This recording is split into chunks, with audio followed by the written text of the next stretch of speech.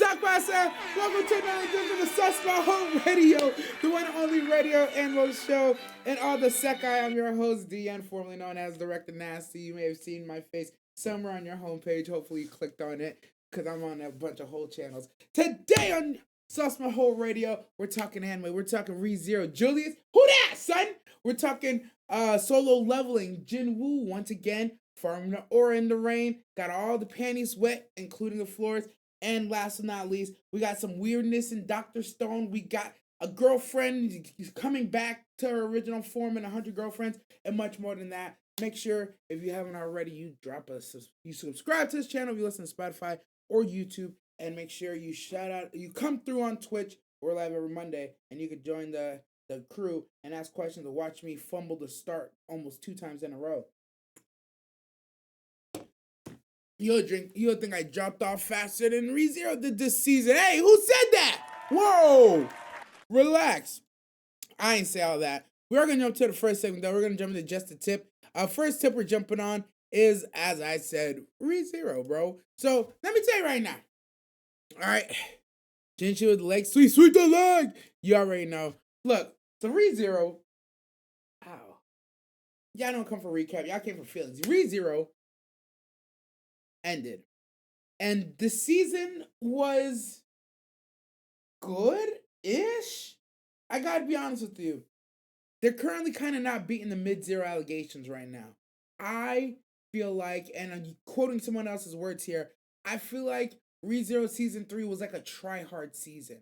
I really feel like this season was like, they wanted to show off the well-fleshed backstories and the storytelling and dope fights, and it had its moments, and it was dope. The VA performances, hands down across the board, the best of the season. Fantastic VA performances. That's one thing I will give up to Rezero. However, when it comes to the story and its movement as a whole, I feel like we got a lot of individual progression, and we dealt with the threat. But I don't know. I feel like something was just off this season. I don't know what it is. I don't know why. But I really just feel like I got a lot of backstories for a lot of characters that I honestly just didn't care for. I'll tell you right now. Liliana's backstory, nobody gives a damn. Wilhelm's backstory, cool, but nah, don't really care about what he got cooking. Like I truly don't feel like the sauce that we got was good sauce. Dope world building, information you probably need to hold and use for later, right? But right now, in where it lands in the season with everything that's in concert, I was just like, I don't care, man. Yo, give me even Garth's fight. Love Garth. Even Garth's fight and his overcoming Elsa. I feel like that was the one that was like, oh, you know what? Y'all could give that an episode. I'm okay with that. But they mixed it in with somebody else's episode, and even that one they knew was like, okay, you know what? He saw his step siblings. He got down there to protect them. Subarashi, man, went off. Dope. Actually, Garth's, I'm okay with Garth's. But Liliana Wilhelms, bro, I was like, all right, man. I was like, didn't really need it. But like I said, it was a good season, but I feel like we kind of stunted the growth in this one, and I worry that actually I look forward to the next season because of how this season went, because it could go one of two ways. The season felt off because we suffered a lot of losses, and the witches cult mostly got away. That's a big part of like, it's like, yo, what was he doing here? It's like this is considered a victory, bro. And I think it's a grim victory. It's crazy what's going on. Subaru has dragon's blood, and so does Krishama, coursing through their bodies. They're maimed. Garth has like 3 gaping holes in him that are gushing. Mimi has a giant slash in her. Like, Otto doesn't have any shins. He's Cotton Hill, bro. Otto is now Cotton Hill. Like, things did not go well. This was a victory condition, though, because I guess the witches cult pulled out, wasn't able to get the things they wanted. They killed one, captured another, and 2 got away. But man, I don't know. The way we suffered losses in this was like, was it worth it? Like, goddamn. And then Julius got his shit eaten by Gluttony. So now nobody knows who he is but Subaru. And that was like the massive mic drop of the season, of the end of the season. I did like that though. That was a nice touch.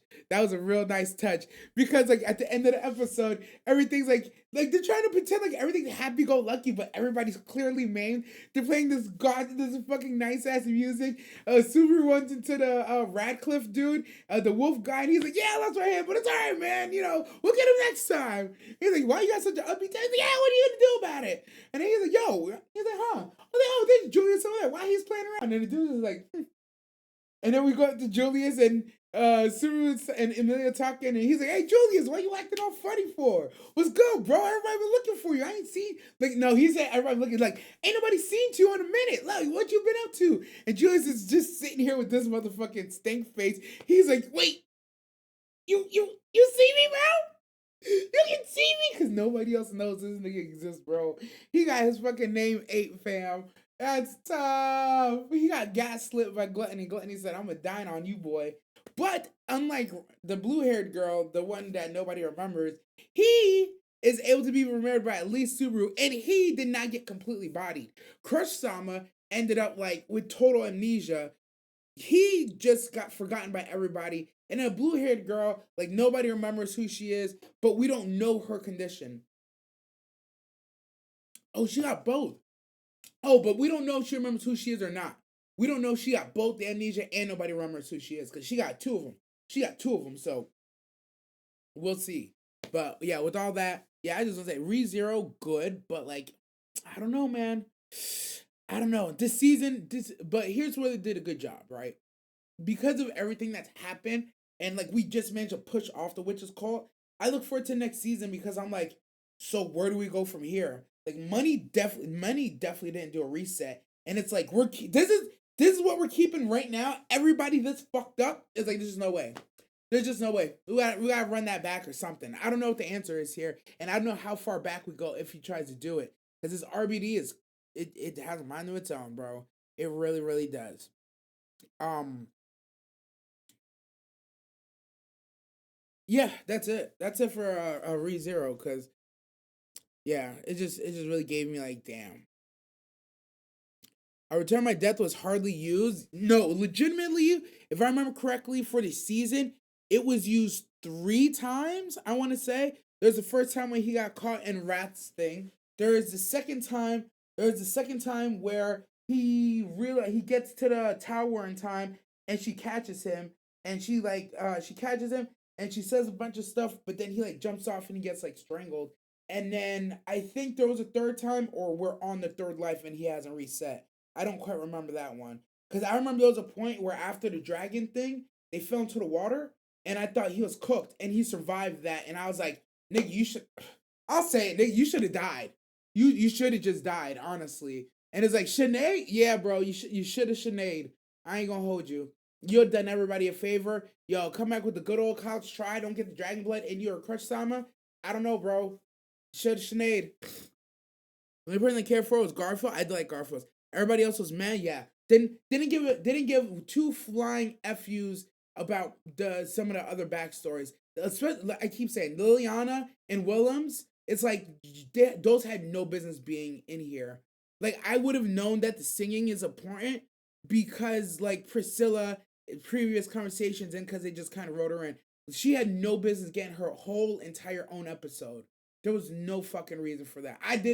Yo, I ain't gonna lie. When she passed out and she drank out the dirty puddle on the floor, I laughed. I laughed hard. So like there's moments in it that I enjoyed, but like I was like, I don't. It's like there's stuff I need to know for later, but right now I don't give a fuck about this, bro. And Willem's story, same shit, bro. Same shit. But like I get it. They're trying to be different. They're storytelling, true to the art. That's why I call them tryhards. Peak Zero has always been Subaru trauma in season 3. Lacked that a bit. You know what? I like that. That's the right answer. ReZero has always been about Subaru trauma, and it just was lacking. Like, I understand a lot of people are hurt right now. I understand the city got destroyed, but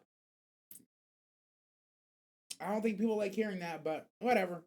ReZero acting like McDonald's holding off on the sauce to get it fixed the number. RBD, dead. I didn't give a fuck about Julius' bitch ass. Damn, bro. Damn. I mean, to be honest with you, I actually don't care about Julius that much, but they definitely just made him interesting. They definitely just made him interesting. because I can imagine he's gonna be like going around like because Super's the only one who knows who he is. Like Super's gonna have to like basically facilitate him.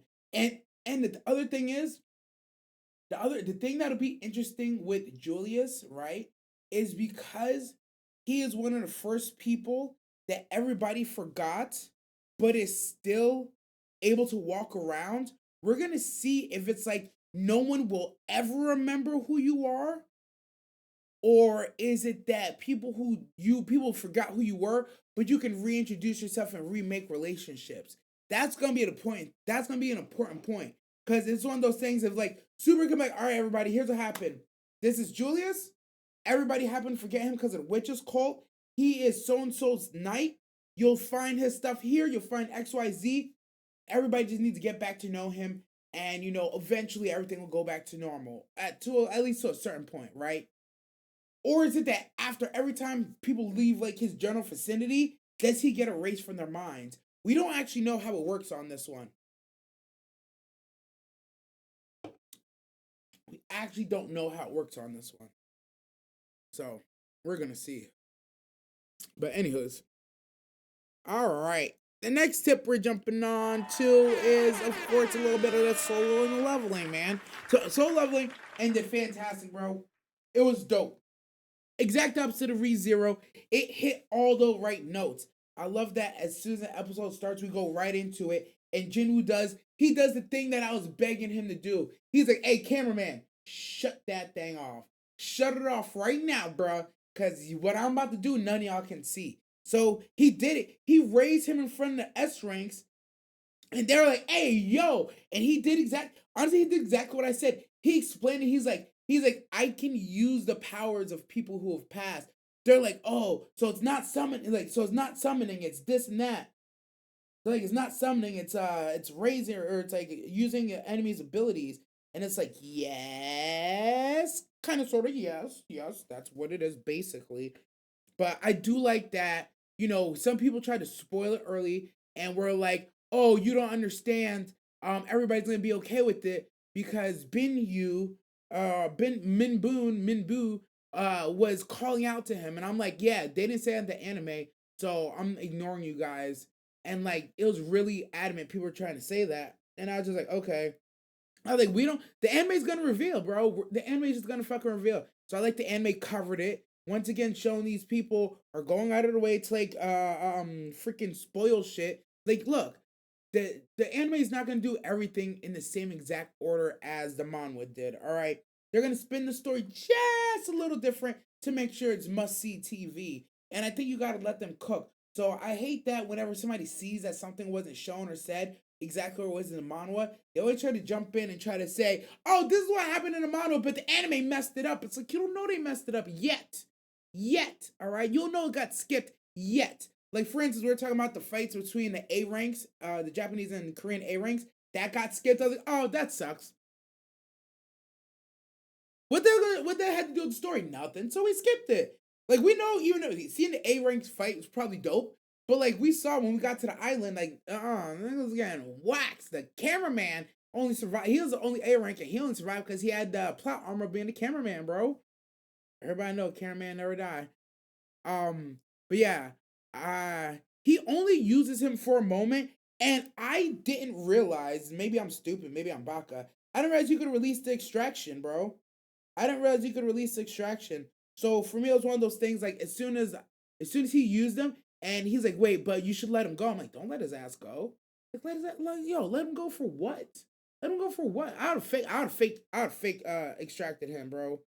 I would fake extracted him. But I could also see, hear me out though. But on the other side, I could also see like he wanted to be raised so he could help people.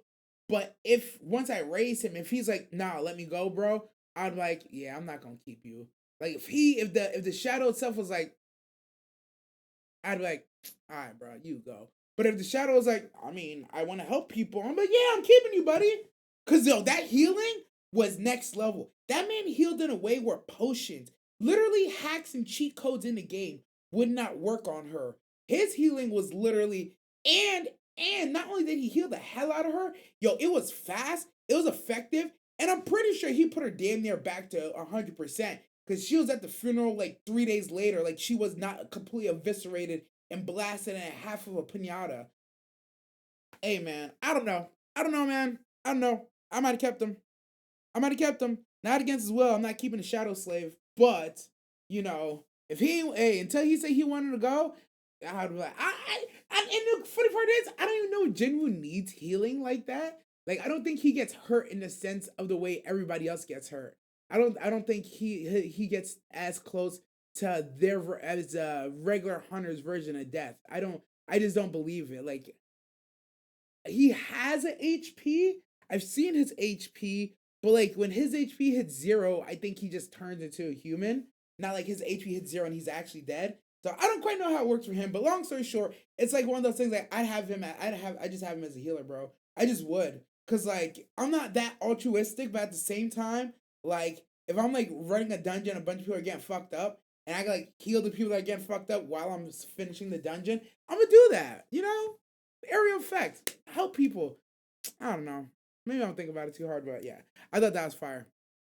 Um, I love the fact that so early on in the season, there was the Korean hunter who lives in America, the Hong Su, right?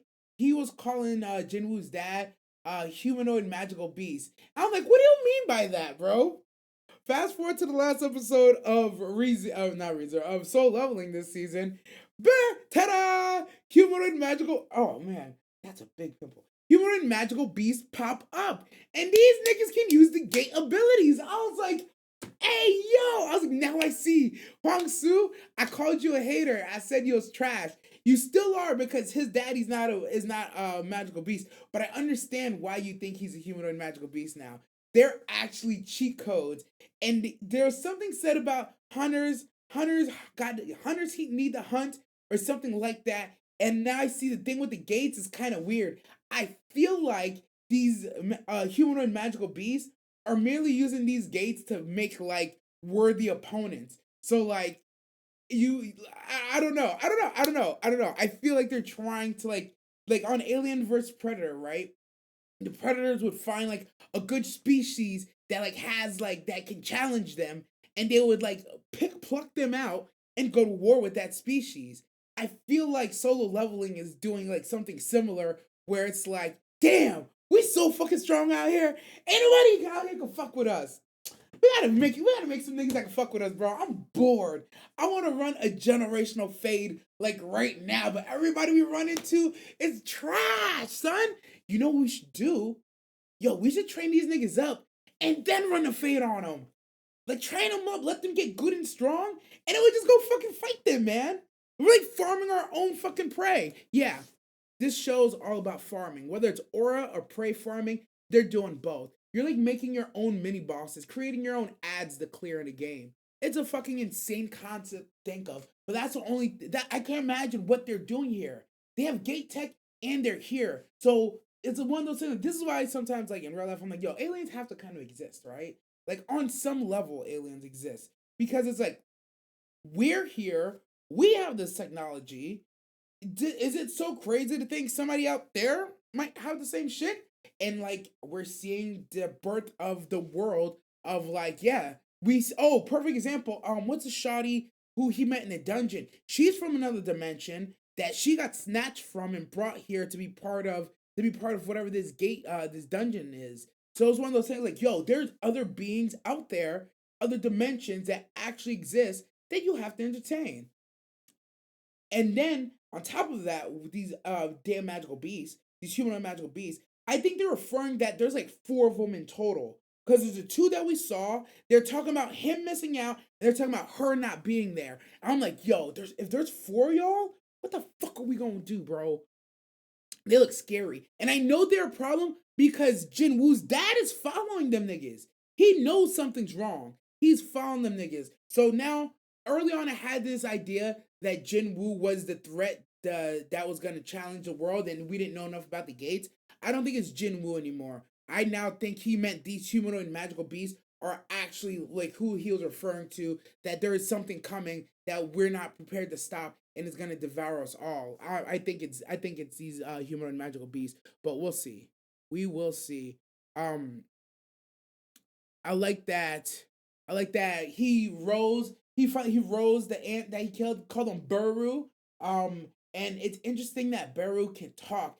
And we now know, as official, Beru is stronger than all the other four horsemen of Jinwoo's apocalypse, because he is general level knight. Everybody is. I think even Igris is one step under him. So we kind of know what it is now. We kind of know what it is. Igris, I thought you was gonna be the strongest ever. You're still the coolest though. I ain't gonna lie. Beru, he I don't have a bond with him yet. Igris, I thought you were gonna be the strongest forever. It's crazy to think that he's already collecting someone stronger than Igris.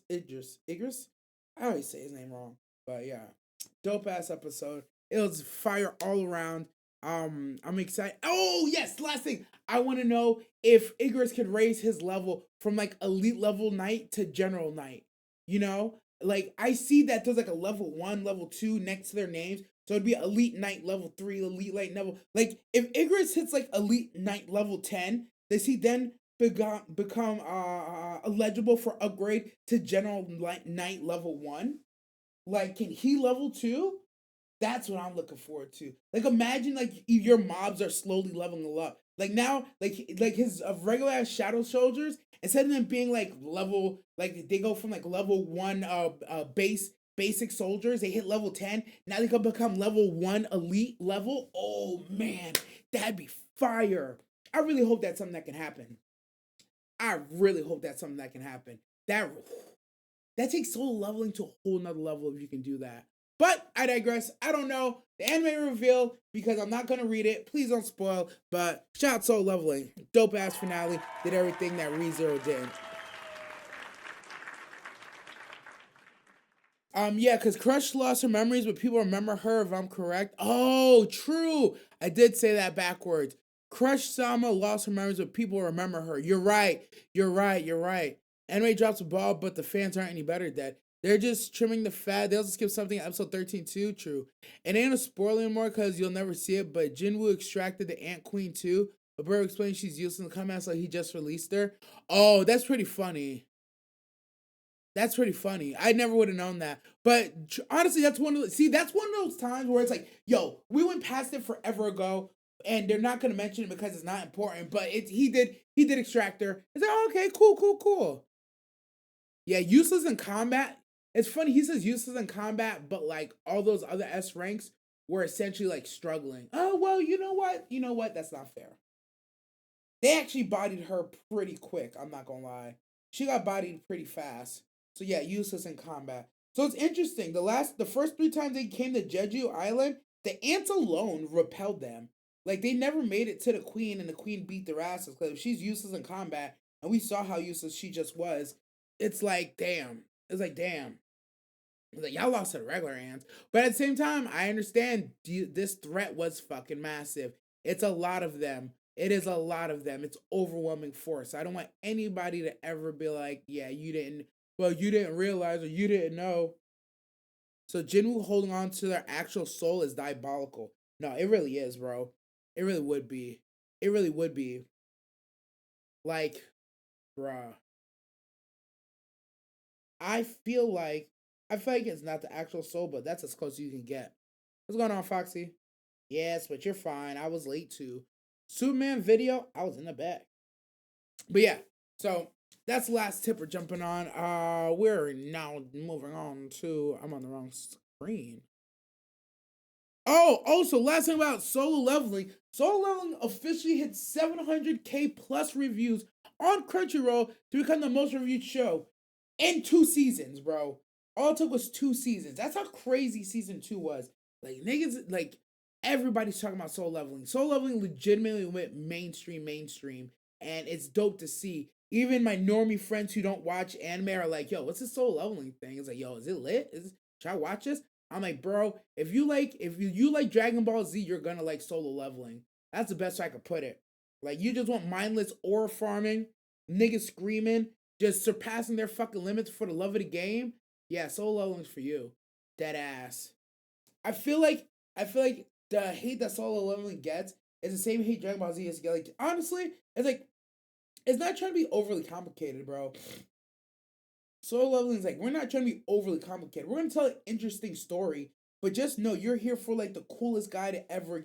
You're here to see a guy that was a nobody loser become the coolest motherfucker that ever exists. The coldest motherfucker in the streets. Got the drippiest fits all around. Like that's what you came to see. You came to see Glow Up Simulator like 9.0. That's what this is. And I think there's nothing wrong with that.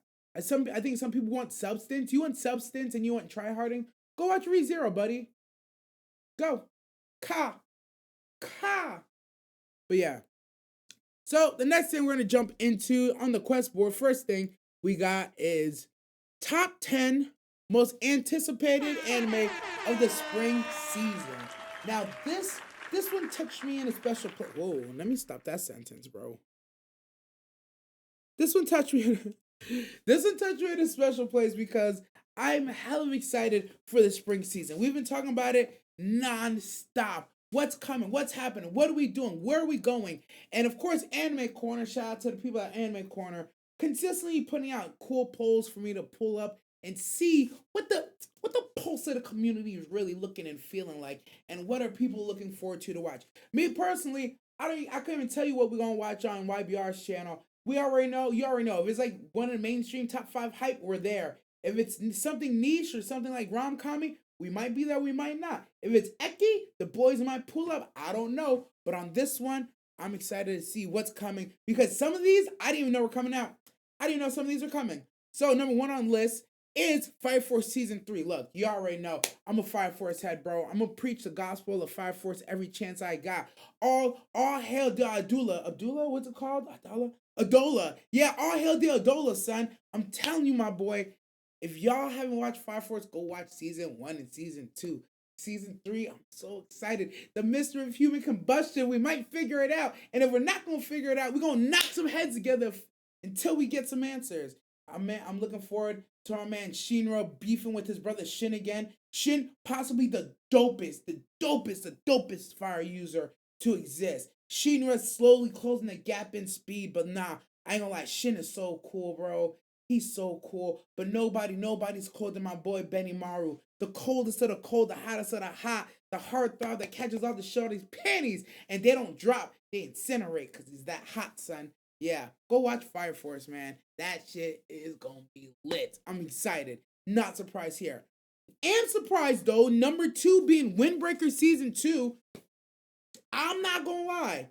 Windbreaker Season 1 had like a 5-episode run that was like, yo, this might be a generational anime.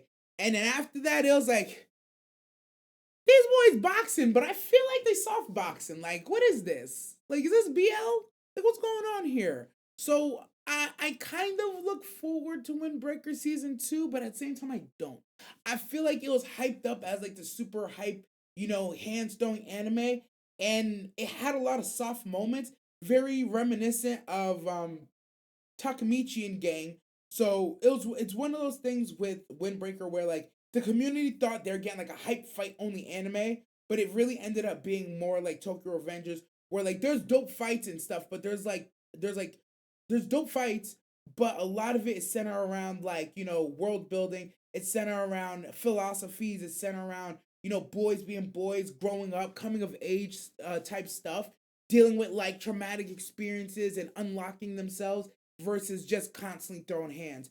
I did not have a problem with it, but I know that the community stopped watching as much at a certain point, and that's where I was like, oh, y'all kind of mess with this. Like, I came in the same way other people came in. I thought this was just about hands. What are we talking about here? And I was like, oh, but the talking's kind of nice. And then you get some of the backstory, you get some of the things they're thinking, and you're like, that's kind of stupid, but okay. Fine. So that's why I give you the Tokyo Revengers feel. So I look forward to Season 2, but it being the second most anticipated of the season coming up, absolute surprise to me. The community is very fickle because y'all didn't watch the reactions, but y'all looking forward to the next season. I don't know how genuine that is. That's the best way I could say it. I don't know how genuine that is, but I'm here for it. Number 3, we got T-Bait, the beginning after the end. I've been hearing people talk about this for weeks now. I've actually heard people talk about T-Bait from when it first got announced that it was getting an anime adaptation. From my understanding, This is the isekai version of solo leveling when it comes to manhwa. That is my understanding. I'm open to being wrong because I'm not 100% sure. But T-Bait, the beginning after the end, dude dies, gets isekai, and then I don't know. I don't know. I think I saw on Twitter somebody said it was more similar to Mushoku Tensei, and when they said that, the first thing I thought, I was like, oh, does he was awakened as a baby? Because I ain't gonna hold you. Bushko Tensei did that, and I was like, that's weird, but I'm here for it. And if T-Bait does the same thing, like you awaken as a baby, or like, I don't know what your first earliest memory that you have in your mind is, but like, I feel like my first earliest memory, I was like, maybe like 3 or 4 years old, I can go back to. Like maybe two. I think I remember some stuff from when I was two, but not really. I ain't gonna lie. Like just barely. So it's one of those things for me where it's like, if it's like, what are they gonna do? Is it like from the moment he's born, he remembers himself? Is it that he gains consciousness? Because I feel like that happens with children. They spontaneously just gain consciousness, and it's like, oh shit, you know you exist. That's fucking weird. You know what I mean? I don't know. I don't know. But I look forward to it because that is one they've been talking about. At number 4, we got the smut. Smuttiest smut. Please put them on Takamani-san. I like that it rhymes. So this is the smut of the season that everyone's been telling me and Lee about. I heard it was about panties and stockings coming on and off. I said, sold! Sign me up! Damn, that sold remind me of 400 years. No, not sold like that. I even said, I said sold with even the southern twang to it. Jesus, I mean, too much fried chicken down here. I like the hands in Windbreaker, but it's very happy-go-lucky anime. Yes, I agree. I do like the hands, very happy-go-lucky. I remember swimming in the. Whoa, excuse me, sir. Sir. Did I say that at one point? I probably said that. But yeah, please put them on Takamani-san. Literally sounds exactly like it is. This girl is gonna put them on and off, and I don't know if this is gonna be like Why Are You Here, Sensei, where every episode something comes on and off. I don't know if this is gonna be more like there's another show where like they made a bet or maybe it was like Alia or something. There's an Alia moment where it's like, oh, if I win, I get to take off your stockings or put them on. Oh yeah, Alia did do an episode like that. So I don't know what this is gonna be, how this is gonna go, but I do look forward to. It. I do look forward to it because trash is trash, baby. Number 5, Licorice Recall: Friends of Thieves of Time. I don't know if this is a season of anime or if this is a movie. I actually did not realize this was coming out. I did see Brother Golden said something about it earlier. This is news to me. This is absolute news to me. I have no clue that this was coming, and I'm hella excited because I love Licorice Recoil. Y'all already know if it's girls being girls, I'm there for it, bro. But this is girls being girls with guns. It's GGG. It's beautiful. Like girls going nope. But yeah, so brother said open the season. It's airing on Wednesday. Nice. It's 6 ovas. Oh, okay. So it's stuff that either already happened or is happening after the current events. So I don't know which one it is, but I look forward to Licorice Recoil. My girl Chinatsu. Oh boy, man, I love her, bro. And I love both shotties. I'm just excited in general. Licorice Recoil was so good. I did watch it twice, bro. I think it's slice of life stuff. No, but it could be good. It could be good slice of life stuff. I think and hope. I don't know if we're gonna watch it. If it's 6 ovas and it's slice of life, I don't know if we're gonna watch it. That's unfortunate, but it is what it is. We'll see. We'll see. There should be a movie coming up. Happy to hear that. Next we got My Hero Academia Vigilantes. I have been hearing about this My Hero Academia Vigilantes. I don't know if it's an anime or a movie, but I do look forward to My Hero content. This, from my understanding, is gonna be like an offshoot of what's currently happening or a prequel of what's happening. And I'm actually not sure. I just see this kid that looks young and dressed like All Might, and I don't know what to do with it. Again, because we do blind reactions, I tend to try not to see stuff or look it up. But My Hero had a good strong season. Vigilantes, we'll see what it's about, but we're gonna find out. This is My Hero spinoff is a big question mark to me. Oh yeah, big old question mark. Next we got, can a boy girl friendship survive? Yeah, the answer is no, bro. It's no. I don't know why y'all think it is. The answer is no. But I look forward to this. I feel like this is going to be the rom com of the season. We'll see how it performs. We'll see who talks about it, who's watching it. I personally have not heard anybody saying a word about this. This reading it right here is actually my first time even realizing there's an anime named this coming out. I look forward to seeing if we end up watching it or if the community picks it up or not. So I don't know. Next is Witch Watch, which is funny because the only reason I know about Witch Watch is because on Netflix, Netflix is actually advertising it. I keep seeing it pop up, and at first I saw it and I thought that it was supposed to say Witch Hat Atelier because we know that's coming soon. Another thing that's being adapted. That Gigu did a video. We watched it a little bit a little while ago. But Witch Watch I thought was that, and now no, Witch Watch is not same thing as Witch Hat Atelier. I'm like, this is something different, and I ain't gonna hold you. It looks just a little lit in the Netflix ad. It looks kind of lit. So I look forward to seeing if people are how much people are watching that. The Shinju Family Children, yeah, no clue. Lazarus. I have heard people talking about Lazarus because they released a preview trailer and it was like a minute and 18 of a fight sequence and everybody's talking about it. I've seen it posted to Twitter at least 6 times, but again, because I'm like, oh, we might watch this, I probably shouldn't watch this. So I just ignored it, but I do hear the streets talking about it. I feel like I've heard more about Lazarus than most of the bottom 10. So I would have put Lazarus probably like at number 5 and I'll put Lazarus number 5 and Witch Watch at number 6. But everything up here, pretty accurate in my opinion. Pretty accurate. I will say after hearing that Licorice Recoil is an OVA, it's 6 OVAs, and it's probably slice of life. I'm surprised it's actually at number 5, but the community is always interesting to me. So how many people voted on this? 7,229 respondents. Out of 7,229 respondents, this was the top 10. So yeah, it's interesting. It's very interesting. Which Watch is supposed to be comedy, so I hope it's good. Oh, really? Okay, okay. It's supposed to be comedy. Look, everybody, look. One thing I say about comedy anime is you gotta watch out what type of comedy you're doing. You gotta be very careful because it might be. I don't know. At least for me, I feel like when a show is trying to be funny, it depends how you're trying to be funny, whether I like it or not. I don't know. Comedy is subjective, though. Let's just leave it at that. Comedy is subjective. I don't like all comedy shows, and not all comedy shows are funny. They think they're funny, but they're not. Just like me. I think I'm funny, but a lot of y'all be like, this fat motherfucker's not funny, bro.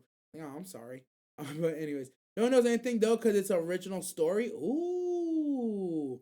Lazarus is a big one because it's supposed to be same director from Cowboy Bebop, and it's Mappa. Dang. Cowboy Bebop, Mappa made a love child called Lazarus. I have high hopes for it. Mappa don't typically flop, bro. Mappa does not typically flop. And the way everybody's talking about this fight sequence, I'm assuming it's gonna be goated level. So it's one of those moments where it's like, yeah, y'all cooking. Let's see how long the heat stays on. We'll see how long the heat stays on. But anywho's, we're gonna move on to the next part. Um, we are going into we're jumping into the awards of the week. Yes, sir. Our first award of the week we have is 100 Girlfriends. 100 Girlfriends, oh, sorry. The awards of the week. I said that so ass backwards, bro. First award of the week we're getting to is Romance of the Week. We're giving that to 100 Girlfriends. Why? Because everything else ended, basically. There was actually no real other romance. I could have said Senku and Luna from Dr. Stone. That would have been funny. But to be honest with you, 100 Girlfriends had a really good finale. We finally got that. We finally got everything. The thing everybody was talking about it. There is a 2,000 word, not Tadano. Rentaro goes on a 2,000 word tirade talking about how he loves his girlfriend and everything about them that he loves. That fills 2 whole pages of the manga, and they finally animated it. And the way they animated and depicted it, so far the community has responded, and they absolutely love it. I thought it was beautiful. He said some real insightful, nice things about each of the shawties. I probably caught like maybe a total of 10 or 12 of them, but this man's was going in. But I ain't gonna lie, everything that he said, valid. Everything, all the ones that I saw, I was like, yo, valid, true, yup, bodies. It was dope. But I give it Romance of the Week also because like for the DBZ references, I love one thing I love about 100 Girlfriends is the way they break the fourth wall and the way they pay homage to other animes and other what's the word I'm looking for, and other gimmicks is absolutely dope. They do the best fourth wall breaking I've seen in a while. Outside of Deadpool himself, they do a good job with it. I love that. So one of my favorite moments in this one of fourth wall breaking is when they're like, "Yo, we need Karane to get her tsunderes back because who else is gonna be our straight man?" Because so Carne is like always us, the audience. Crazy shit is happening, and she always points out the crazy shit. Her, her and fucking her and Kurumi, the girl who eats a lot. They're the two straight men, bro. Their commentary on shit that's going on is always exactly what I'm fucking thinking, bro. And when you lose that straight man, sometimes you don't know when to laugh, and sometimes you don't know when shit's funny. Sometimes you don't know when you're supposed to be outraged, and that's why straight man is always the best. Sometimes you need that one person. You have the one person who does shenanigans, and you have the one person who calls out that the shenanigans are weird or funny or interesting, and they really dictate how you feel about the shenanigans. And oftentimes, Karne with her sunrays does a great job at that for the show. Her and Kermit together actually are like a good duo. At the end, because we've hit the end of the 100 Girlfriend season, I am going to do two more waifu goddess isekais. I'm gonna do one amongst the last five girlfriends that we added and pick three, and we're gonna do that. But I also want to do best duos because right now there's a lot of good duos. This is the beauty of having a harem, and the harem all likes each other. They start to get in like their own interpersonal relationships. So like that 100 girlfriends harem has like harems within the harems. So like you got the quiet girls, you got the Heidi girls, you got the sporty girls, like the little cliques that come and form. You got the girls that got the fine ass body, mama. Woo! But yeah, so I like there's a lot of current duos that they have running that's pretty dope. So I also want to do a bunch of duos of the shawties. I think that's a good project for next week. But yeah, Romance of the Week goes 100 Girlfriends. DBZ references was dope. The shawties interpersonal relationships was dope. Getting Carne her Sunday back was hilarious. It was a little cringe at times the way they're going through the explanation, but at the same time the way they depicted it was funny. All the shit they did just kind of made sense in its own right. And I also feel like I understood the show a little bit more because you have to remember that he has a girlfriend that literally dabbles in drugs. There's times where you're gonna see this man there's times you're gonna see this man Rentaro do a crazy feat. Just blame it on the drugs, bro. Just blame it on the drugs that curse. Oh my god, I can't remember the one. The science girl. The science girl. She gives him drugs all the time. So if he's like his body's near indestructible, he has super speed. He can fly. He's literally death proof. I just assume it's because of the drugs, bro. Just chalk it up to the drugs, fam. I thought that was a funny moment. I thought that was a funny twist where you could just explain shit that he does, and it's a way. It's kind of like a loophole to kind of get away with it. So I definitely enjoyed that.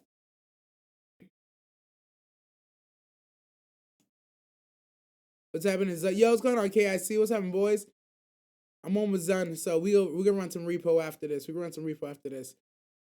All right, next award of the week goes funniest moment. I'm giving that shit to Dr. Stone. The nigga Chrome almost killed himself and Dr. Zeno during their extraction. Tsukasa, the world star of high school, pulled up with the spy unit to get this man Dr. Zeno. The plan was to dig the hole, dug it, to get down there, and I guess part of their escape plan was also like a plan to prevent them from being chased. So their plan was to like put a canoe and a bomb at the back of the hole, blow it up, propel themselves forward, and block the exit slash entrance. But like anybody who knows anything about tunneling and holes that knows you don't put no explosives on the inside. You're asking to be caved in. And what the hell happened? Motherfucking cave in, bro. I like I like that during the cave in, Dr. Zeno's trying to talk that shit, trying to convince him, like, "Yay, man, you think you're gonna get out of here? My people are right on the other side." Carl's like, "Huh? Are you stupid? Like, are you actually like a science user? Are you sure?" because you sound kind of dumb right now. Of course, I'm gonna dig forward. I'm gonna dig the way my friends are digging, because we're gonna go faster than we dig your way. Like, are you dumb or are you stupid? I thought that was a good moment, because sometimes Dr. Zeno will be trying these mind games and shit, and it's like, nah, I'm too stupid for all that shit. You're not gonna get me with your smartness. Shut the fuck up, bud. And that's basically what Chrome did. He's like, nah, I'm gonna go where my homies are. And sure enough, homies dug through, got out in time, escaped the cave in pretty easy. I thought that the end of this season, it ended in an insane way, because this is, it's again still a funny moment, because I never expected this for the ending, because we never talked about this. It was never outlined. I feel like there's enough of underwriting for us to be like, oh, that kind of makes sense. But I don't know if they just came up with this plan on a whim. I need the next season to explain to me, or if there's one more episode, I think that's finale. I need to know that this is already something they had in the works. Because from my understanding, they got Dr. Zeno, they're on the boat. No, it wasn't planned, bro. It wasn't a plan. They literally just did this on the fly. So they blew up the hole. Stanley's on the boat. All the people are taken. They're in the middle of negotiations. They're like, look, Stanley's gonna chase us because we have Dr. Zeno. Dr. Zeno wants to be the dictator. We can't fight Stanley, so we just need to do the best thing, and we need y'all to build the city of corn. We're gonna go take Stanley. We're gonna go check out South America, where the stone started. And they did this on a whim. They legitimately didn't even get to say bye to their homies, bro. Like, the moment where they all went onto the bow and they was hitting the Black Panther sign, the Black Power sign, I was like, yo, I was emotional, man. Thank God I didn't cry, because I ain't no bitch. But I was emotional as hell. I was like, bro, I feel bad for Taiju, bro. Yo, man's just got his girl back not even that long ago. He drags her on this mission across the Atlantic, bro. And then he has to abandon her on a whim. Yo, not even get to smash one time, no kiss one time. He's like, you can't go out there. Stanley got a gun. They're like, I ain't leave without saying bye to my homies. And they said, yeah, that shit hits you right here, son. It hits you right here. I was like, damn. I'm like, yo, we really had to do this. We couldn't like make a deal with Stanley to like chill. We couldn't get Dr. Zeno to tell Stanley to stand down. So basically a coup happened. That's how I have to look at this. A coup happened. It was Stanley and Dr. Zeno have been overthrown by the scientist dude that agreed to all this stuff. It was a negotiations of sorts, but it really wasn't. It was like, hey, we're gonna take these two away, and you do whatever with this land. But what we want to do is we want to revive everybody, and we need the corn here. So we'll stay behind, give you some human capital, and teach you how to revive whoever you want. In exchange, yo, get 1,000,000 people up. Let's build some fucking corn and go to the moon. And this dude we saw earlier, he's like, nah. He's like, nah, fuck that. Nobody dies. Because they value life so much, because they know everybody who's woken in this stone side is like lucky. Especially in the US side, lucky, bro. It was because they're in the right place, right time, right cave, right ideas. And they just so happened to be in a spot that had enough nitric acid that they were able to break out because they kept their minds awake. He understands and values life, because they have the revival fluid, but their revival fluid is not exact. It doesn't, you can't bring anybody back like Senku's can. So he gave them that, and it's like, it was an exchange. It's like, yeah, this is a coup. Essentially, you run this now. We're going to take the current dictator and his strongest member of the militia. Everybody else is yours to command. Just keep them safe. We'll keep ours safe, and then we'll reconvene. And they just ran on the plug, bro. Ran on the plug to South America. And it makes sense that they're going to go to the source of where the petrification started. It absolutely makes sense. There's something you could learn there, but it's really, they're just like, let's just lure Stanley away. We're just taking him. I don't even know if they have provisions on the boat. I don't even know if they have enough provisions on the boat to like really make it to South America within reason. Like, what? It's crazy, bro. Crazy. But yeah, funniest moment goes Dr. Stone. They was on some weird shit, bro. But it ended pretty well. I enjoyed it. You should put the name of the anime we're talking about at the top of the screen or something. Motherfuckers don't let skip through low key. That's why I have this here. Like, it kind of blends in, but like, you know, you see what a little bit. Try all the dream stop. Let's be bouncing from topic to topic fast as fuck. Yeah, about every 5 to 6 minutes I change topics. Every 5 to 6 minutes. I love Dr. Stone this season, man. Every episode hit. Pacing was good. It was a good season. Legitimately good season, beginning to end. I think sometimes when we watched it, I was a little bit tired, so I wasn't as animated as I could be. But everything that happened made sense. The writing was good. I was invested in the characters. the shit that was going on was, 200 IQ as usual.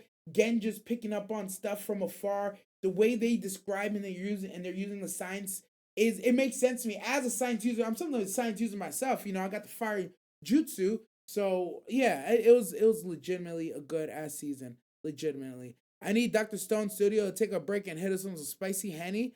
Bro. I ain't gonna lie, Taiju's girl, when they was doing the fist up, they showed the back of Taiju's girl. I was like, damn. I was like, did y'all know she had all that back there? Like, Jesus Christ. And then Luna, nah, you know what? Let me stop. Let me stop before I get myself in trouble, bro. Let me stop before I get myself in trouble. Yo, but like, do you see this, bro? They do know how to draw them booties, bro. They know how to draw. They be drawing everything kind of crazy, bro. I'm telling you, bro. They be drawing shit kind of crazy, bro. For real, for real. But yeah, funniest moment goes to Dr. Stone. Next award of the week, we're going to Hands of the Week. Hands of the Week goes to Mao for filling up Jinshi Sama and finding out he's still a man. Whole unit down there. Everything's still intact, girl. Yes, this week of Apocalypse Diary, we get the final, like, absolute. They just said the quiet thing out loud that we all know and realize that, yes, we know and realize that Jinshi Sama is the brother of the emperor. He's next in line for the throne. He's not the emperor's son. They're swapped. He is the son of the emperor. Full stop. The thing we didn't realize, or the thing we had confused, is in the dinner party or at the party, Gaoshin is representing Jinshi as the head eunuch, right? Because Jinshi has to play himself at this party. So everybody knows that Jinshi is everybody. Oh my god, how do I say this? Everybody at this dinner party knows Jinshi is the son of the emperor. Everybody knows this. And that's why he's here. And that's why he goes by his emperorly name, Kosen, right? They can't call him Jinshi because they call him Jinshi. They're like, wait a fucking minute. Jinshi said he couldn't be here. Kosen shows up. I ain't never seen Kosen and Jinshi in the same fucking room, bruh. Is that weird to any of y'all? I ain't never seen these niggas in the same room. Matter of fact, let's set a meeting. I want Jinshi here on the same day as Master Kosen. There would never be a reason. There would also never, from my understanding, there would never be a reason for them to be in the same room that often, except like something like this dinner party that just came up, which is why Gaoshin had to stand in for that side. That's one thing. That's what we didn't understand. I was like, why can't we call Jinshi here? Like, why is he going as another name? Like, what the fuck are we doing? Like, I know he's the son of the emperor. It just didn't make sense why him and Gaoshin had to act like they didn't know each other. But whatever, man. Whatever. They knew. Do you want to find out? Yeah. They were like, you want to know? Yo, that leg lift? Oh shit, son. Oh my god. I was like, yo, Mama's in trouble. Yo, what's Mama gonna do with this man presses up on her? Yo, honestly, there was a moment, and the Durkable saw it. There was a moment Mama was like, whatever, and just was gonna give into it. And then she was like, I'll do that shit right now. Girl, I'll put that thing on you. Grind on me. Oh, baby, grind on me. Yo, he was, son, it was hot, yo. It was hot down there.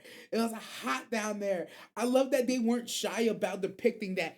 It wasn't, so like in the last episode, it was, oh, excuse me. But no, it wasn't just a quick excuse me. She was down there. She felt it. She was like,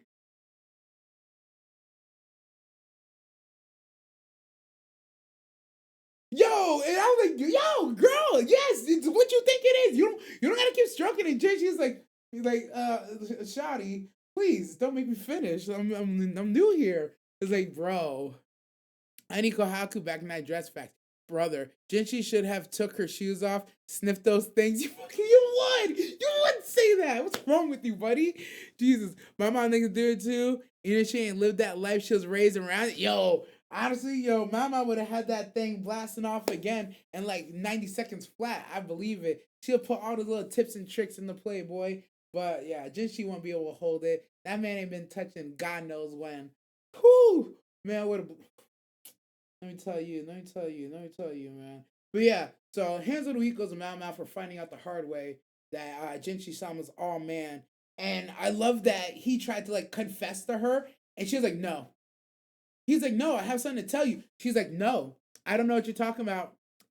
Don't tell me. Don't tell me. And he's like, no, but please, I want to tell you. She's like, shut the fuck up. Shut the fuck up. Don't tell me, son. And yeah, that I thought that was absolutely fucking hilarious. Good ass episode, man. It had everything. It even had the little wholesome moment at the end with the Bazaar beans. She loved that shit. Yeah, honestly, he could have smashed that night if he talked to her and then gave her the beans after he got in. She would have let him hit, bro. She was like, it was a frog. Shut up, bro. She was like, yo, she was not with it. She was absolutely not with the shits. She was not with the shits, bro. Oh, it was good. Nah, it was really good. Jinshi fumbled. He did fumble. He fumbled bad, bro. He fumbled bad, but it's all right. It's all right. It's all right. He gonna get his look back. I have faith he gonna get his look back. But yeah, hands of the week goes to Mao Mao. Finding out Jinshi's frog is more than croak. It would croak and make her high. Woo! Into the next award of the week, we got most despicable. The most despicable. This one's an easy one. Most despicable goes to the uh, blah, blah, blah, Japanese guild master, bro, in solo leveling. This man really lost 7 out of his 10 hunters and was still trying to find a way to fuck everybody over. It's pretty fucking insane the lengths that he was ready to go through. Seeing them take a total L on the forehead like a smash mouth really brought me joy because there's a certain level and element of, that's you're kind of doing a joint operation, but not really. And then there's just like, oh, y'all's gonna let them die, bro. Like y'all had plans and maneuvers. I fully believe that there's a relative like chance that while they were on Jeju Island, that they had a plan to kill those Korean S ranks if they had a shot. If they thought they could get a chance to kill those Korean S ranks, I feel like they would have. They had like 9 plans and maneuvers already set up, but y'all wasn't really there to help them. It just sounds fishy to me. It sounds so fishy to me. So that's why I'm like, yeah, the Japanese guild. I'm glad they lost. I'm glad they had a total failure. I'm glad they weren't able to take none of the credit because Jinwoo pulled up and the cameraman caught everything that happened. I'm glad they're gonna have to go back and explain to people why they lost like 70% of a nation's 70% of a small nation's as hunter strength. Because like yeah, I know the Japanese has a lot more S ranks than the Korean S ranks. I understand that, but losing 7 out of 10 like of your best people, yeah, that's gonna suck no matter what. That's gonna mess with like as we saw in this episode, and they're talking about if they lost any more people, it would have if the guild lost any of their S ranks, how it would have affected their ability to even handle domestic gates. Yeah, it's definitely gonna affect them. But I normally wouldn't like wish bad on people, but they kind of deserve it. They're kind of pieces of shits, bro. And I don't even blame the S ranks themselves. I blame the guild master that's orchestrating it. That's who I build. That's who I blame. I understand Japanese S ranks like, hey man, I'm just here to follow the rules, do my job, and survive this. And most of y'all didn't survive, so it is what it is, man. Is there two? Both 17, I think. True. Look, he went to gym to take Ghetto's soul, but it never happened. Whoa. I don't know if that's somebody I'd raise. I don't know. Well, you know what? I still don't know. When it comes to soul leveling, I still don't know exactly how I feel about him raising other hunters. I know with Baekhyun, I said don't raise him if it's in front of people. And I said, raise him and keep him as a healer. But there's certain I don't know. I feel like I'd only raise you if you're helpful. Like even with Iron's cool. Iron is useful because he is a tank. But like I feel like anything Ghetto could do, Jin Woo can do, or Igris could do better. I don't know if Ghetto would have been a general like so Beru is a general level knight. I don't know if Ghetto's not gonna be a general level knight, I don't know if I want to extract them. I don't know if I care to extract them. I feel like Ghetto versus Igris. Igris clears Ghetto. But people would say, yeah, but you still want strong people no matter what. Yeah, I guess. if everyone wants strong people, I think I'd take magical beasts over humans. Because I do feel like there's an element of like I have your soul. There's a little element of I have your soul when I raise you that kind of bothers me just a smidge. So I don't think I would raise anybody who's not 100% necessary. You know what I mean? Like at least Iron legitimately makes sense. Like it's a he's a good tank. Like I already have a bunch of ghettos. I'm a ghetto. Igris is a ghetto. Most of my knights back there would be pretty nice. Like if you're not a general level like human, I don't know if I'm gonna raise you. I just don't know. Get a little bit stronger than the orcs at least. Oh, you think so? You think you know what? Yeah, Chahayan took out some orcs. Yeah, our girl Chahayan took out some orcs on the way in. So yeah, no, I could see that. Wait, no, she didn't face no orcs. Those orc bodies were already dead. She was putting her hair up because she thought she was gonna get into a fight, but she didn't run into anything. Hmm. I think Chahayan. We'll see. We'll see. Get. I look you one to Jinwoo. Yeah, but never happened. He needs Rafael Delgado. Shut up. Shut up. Rafael Delgado. Do you mean like Timothy Delgado, or do you mean like Rafael Delgado from Slime? Is that a Slime reference you're making? But yeah.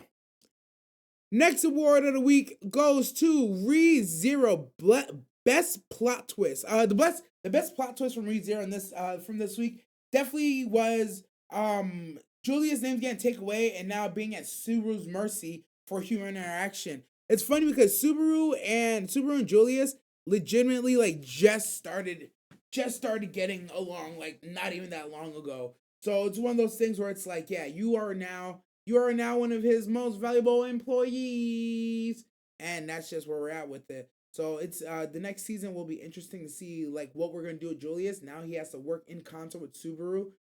Gluttony needs to die so a lot of people can go back to normal. We're gonna see with everyone being maimed and massively injured. I don't think we have the proper healing in this area to get everybody back to like 100%. I feel like Otto is now forever going to need like crutches or something like that because his shins are fucking gone. Garth, Lord knows when Garth is gonna be 100% with like three gushing holes out of him. Mimi is also gushing. Subaru's legs don't even look like they belong to humans anymore. I'm waiting for them to turn into dragon feet any goddamn day. So I don't know what the hell we're doing, ho. I bid them good luck. But yeah, best plot twist for the week. Oh, you know what I'll throw up for best plot twist also? I would say the Dr. Stone plot twist of them just leaving and going to South America. That's up there too. That's definitely up there too. I chose ReZero for the best plot twist because I love the juxtaposition they did at the end of the episode with everybody being upbeat, happy go lucky. Yeah, we did it. We beat off the witches cult. We killed one, captured one, two of them ran away. Woo! They didn't get any of their objectives. Woo! Party in the USA. And you're like, this is weird. Something like something's not right here. And then they drop it on you. And then they just end it. It's fucking amazing. Fucking amazing, bro. Um, he needs Rafael Delgado, Fresh Prince. If you know, you know. I don't know. I guess I'm uncultured. My bad. That's okay. I can't know everything. And the last of the word of the week goes to Solo Motherfucking Leveling. Episode of the week. It was just the best of the best. Top of the titty. I realized Solo Leveling was so good and interesting in this season that I don't know, my last 8 titles for the Sauce Maho podcast have been Jinwoo, Jinwoo, Jinwoo, Jinwoo, Jinwoo, Jinwoo. And it wasn't really until I looked at like my channel, I looked at the homepage for my channel. I'm like, I have like 9 videos in a row that start with the name Jinwoo. It's like, yeah, I should go back and rename some of these because these all look like identical fucking episodes of the same fucking podcast. Like different thumbnails, different pictures, but definitely like all of them start with the name Jinwoo. And I was just like, yeah, this looks like I'm just glazing the fuck out of. This looks like a Jinwoo solo leveling podcast only or radio show only. It's pretty crazy. So yeah. Unfortunately, like you gotta pick a title that people are gonna click on, and like the titles I think of, like I think it's funny, I think it's interesting. I would want to watch the video that I'm producing, but but the algorithm stays if you use the hot trending topics, people are more likely to click. I just think I need to just abandon that and just start naming these whatever the hell I want to name them. But, it's like, do you want to do this for the love of the game, or do you want to do this because you want people to hear what you have to say? If I want people to hear what I have to say, I kind of have to play by the rules and the games of YouTube and come up with a title that's very SEO friendly. And I hate to say it, but solo leveling, Jin Woo, using the word community in the title, it just attracts people's eyes. Using haters or negativity in the title, it attracts people. So it is what it is. But this episode, I refuse to name this episode after Jin Woo. I refuse to. So as you see out below, the entire episode is gonna be Who's Julius, and it's gonna have a bunch of SEO names afterwards. But yeah, I'm not calling another one Jin Woo. It's kind of too late for that because like it's the end of the season. Like I named like I don't know 12 videos in a row. Jin Woo, Jin Woo, Jin Woo. Now all of a sudden I'm gonna switch it to Julius, but whatever. They say if their name starts with J, they're probably a hoe. And guess what? Julius a hoe too. It is what it is. But with that being said, thank you for coming and watching this edition of Sauce Maho Radio. It was a lull in the end of the season because a bunch of stuff ended last week and this week. Finales hit left, right, and center. We're also watching a couple shows that aren't currently running. I do think I'm going to start going deeper in my bag to talk about other shows. I'm going to switch the format of this show and start looking at bringing on guests. I've made it far enough that I know this is definitely something I enjoy and that I want to do. However, and I like taking notes on all the shows that I'm watching. However, I feel like the way that I'm disseminating and sharing my information could be improved. So, looking forward to improvements on this radio show. It's going to be a little bit before I start implementing things, but I will be working on them, which has me excited. I'm going to make sure I come through with the good elements and some problems, not problem shooting, and yeah, just a better format. I like what I do now, but I also see that it's long and it doesn't keep people watching. And I know that the way I talk about the shows, unfortunately, like I realized this like as of like a week or two ago. I do a lot of recap, but not really a lot of emotion. And it's y'all already watched the episode. If you're watching this, you don't need me to recap what the fuck happened in the episode. You watch the episode and you probably watch the reaction, or you watch episodes, so you know what the fuck happened. I have the good information, but I'm using it incorrectly, and I'm not using the time as best as possible. Because I can imagine if you watch an episode and you come here, I'm just talking about exactly what happened in the episode, now how I felt about it. It's like, oh, huh, it's a recap. No, it's not a recap. Fuck that. I'm gonna tell you how I feel about that shit. So I'm working on it. We'll get there. 6 months in, we've been doing 6 months straight. Only two missed Mondays, but both of those were made up in the same week. So technically, never missed a whole week of a Sauce Maho. That I'm proud of. 6 months of consistency. That speaks a lot to it. I do find myself, and that's why I'm like, yeah, it's time to really this now that I've made it this far, and I'm like, you know what, this is works. This is sustainable. It's time to really, get my bag and take a lot of the research that I've done before and just implement it into something new. We'll keep just the tip, of course. The quest board is gonna change a little bit. The awards of the week will stay, but that'll most likely be with a guest. Um, but I also realize that means I need to start the show at an exact time. I need to pick an exact time and start at an exact time if I'm gonna have guests, and that requires me to make the commitment. So we'll see how that goes. Because I have to know that if I'm especially because I start late and I'm East Coast. If my guest is an East Coast person, I can't keep them up too late. So I should really starting Sauce My Whole. Like the show should start like at 10 p.m. sharp, so the guests can be on by like 10:15, 10:20, and then whenever we end, we end. So yeah, I gotta figure that out. We'll see. Um, let's see what chat has to say. Can't blame me because soul leveling is all the buzz with the side dish of apothecary. Facts. I did name one of them after apothecary though. So credit to me for that. Good season wrap up it was. Let's talk about the non-seasonal stuff you're watching that you're catching up to, like Crush at Work, Scums. Yeah, on here 2 hour podcast on just Scums, bro. Legitimately, I could talk about Scums Wish for 2 hours if you really want to fucking get into it. I can do that if you want to get into it, cause I ain't gonna hold you. Oh, it's so toxic. Oh my god, it's so fucking toxic. Holy shit, bro. Don't even get me started. Only when you're done with them and just give your take. Fair, fair, fair. So let's talk about on that one. That's one of those ones where like I wish that as I've been watching Scum's Wish, I wish I've been writing down my thoughts and feelings. I feel like if I were to watch like a Scum's Wish worst moments compilation, I could break down everything that happened and why it happened. I tell people all the time, I love I love humans. I love the psychology of humans. I love knowing why someone is the way that they are and why they operate that way. So watching Scum's Wish, seeing how these people are operating, the decisions they're making, is like that's fatherless behavior. That's motherless behavior. That's exposed to sexuality too early behavior. You're just a terrible fucking adult. You should go die somewhere. Nigga, you're weird. I don't know why you are even here, but whatever. Beautiful shit, bro. Absolutely beautiful shit. Scum's Wish is really one of those shows where it's like, damn, that's what we doing? You were beefing with children? Oh my god. Y'all fucking, oh my god. Prison.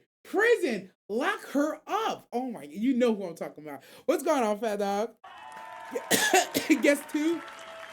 Both of you to assume I have a bedtime? No, oh, I'm fucking dead. Honestly, you're just like me, where it's like, do I have a bedtime? Allegedly. Do I do it? No. No. Never. But anywho's, I say all that to say, if you made this far into the deepness of this episode, comment down below, scum. I want to know who's actually watching this far and who actually cares enough to comment if they made it this far.